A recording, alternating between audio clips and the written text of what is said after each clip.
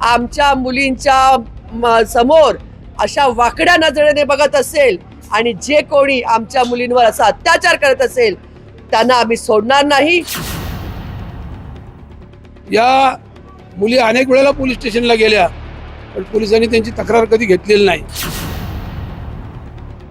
100% कायदे कठोर करण्याची गरजच आहे, त्यामुळे ती परत येऊ शकली नाही। पण या निमित्ताने एक सांगतो की आमची जी पोलीस यंत्रणा आहे त्या पोलीस यंत्रणेमध्ये सुधारणा होण्याची फार मोठी गरज आहे। आज महिला दिन आहे, महिलांसाठी पोलिसांची जी भूमिका आहे ती जेवढी अपेक्षित आहे चांगली तेवढी आज नाही आहे, ही आणखी दुर्दैवाची गोष्ट आहे। या मुली अनेक वेळेला पोलीस स्टेशनला गेल्या, पण पोलिसांनी त्यांची तक्रार कधी घेतलेली नाही। हिची जी सासू आहे लेडी डॉन गुलशन पटेल उर्फ तासे, तिला 3 नवरे आहेत आणि त्या बाईने जवळजवळ त्या ठिकाणी 300 कोटीची प्रॉपर्टी जमा केलेली आहे। ती लँड माफिया आहे आणि तिने बांगलादेशी घुसखोरांची वसाहत निर्माण केलेली आहे। 100% कायदे कठोर करण्याची गरजच आहे।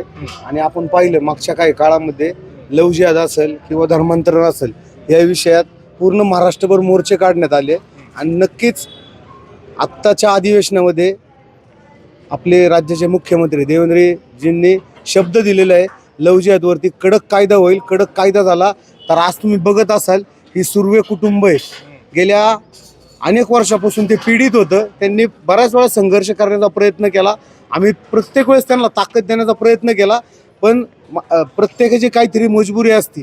पण आज तिने त्या सगळ्या मर्यादा तोडून परत आपल्या हिंदू धर्मामध्ये येण्याचा प्रवेश करण्याचा तिने संकल्प केला। ह्याच्यामध्ये मान्य मिलिंद भाऊ एकबोटे असतील, समीरजी कुलकर्णी असतील, यांनी अथक परिश्रम घेतले आणि आता ही जी काही 4 चिमुरडी आहेत, 4 मुलं आहे, यांचं परत पुनर्वसन कसं करण्यात येईल यासाठी आम्ही सगळेजण बसून विचार करू आणि चांगल्या पद्धतीने त्या मुलीला न्याय देण्याचा प्रयत्न करू। मुलींना सांगू इच्छिते की आपण जिथे कुठे अडकला असाल तर आपण आमच्याशी संपर्क साधा आणि जे कोणी आमच्या मुलींच्या समोर अशा वाकड्या नजरेने बघत असेल आणि जे कोणी आमच्या मुलींवर असा अत्याचार करत असेल त्यांना आम्ही सोडणार नाही।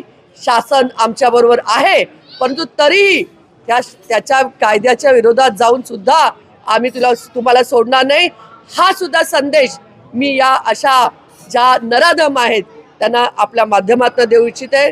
मी खरं परिवाराचं मनपूर्वक धन्यवादही मानते की त्यांनी नाही, मला खूपच छान वाटतंय कारण आपल्या लोकांमध्ये येऊन आपल्या माणसांमध्ये येऊन मला एक जो फरक आहे 2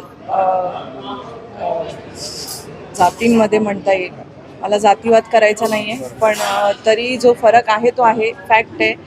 आणि मला खूप खूप बरं वाटतंय की आपली लोकं आपल्यासाठी उभी राहतात, म्हणून ज्या कोणी मुली अशा प्रकरणात सहन करत असतील अशा गोष्टी त्यांनी प्लीज सहन करू नये।